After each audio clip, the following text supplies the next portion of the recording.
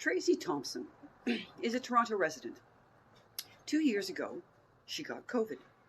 And unfortunately, she got long COVID. To this day, she can't read when the sun goes down. She doesn't smell, taste properly. She has trouble digesting food.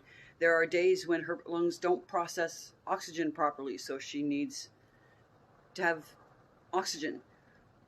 She cannot work.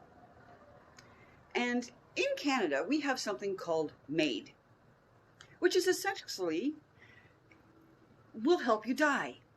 Now, previously, Canada said you had to have a terminal debilitating condition in order to qualify. But Canada changed its rules.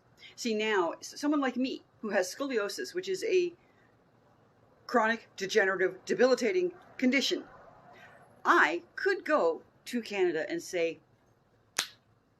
I don't want to live anymore. I'm never out of pain.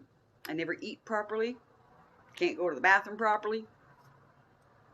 And while we're at it, Canada seems to think that people who are disabled can live on less than what rent costs in Toronto. Not only did they not do the basic income, which, believe me, $800 a month to me is a fortune, but they haven't even given us a 0.03% bump in almost 5 years. Inflation has gone up 80% in Canada. Canada, Ontario, Toronto is the worst source of all of this. And yet, someone like me, someone like Ms. Thompson here, we're expected to live on less than $1,200 a month.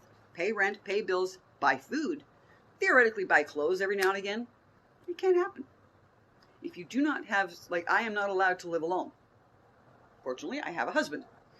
But if I was allowed to live alone, I wouldn't be able to. There is no place in this city where I could go. A man a couple of months ago tried to rent beds in Toronto for $1,000. That's it, just a bed.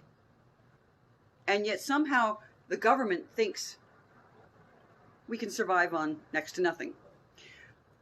Almost 8,000 people in 2020 opted to die because of pain and poverty.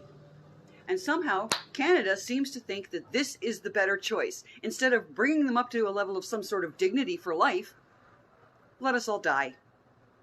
It's just basically saying out in the open what I've said all along. Canada wants their crippled to die. Have to add shame on Canada.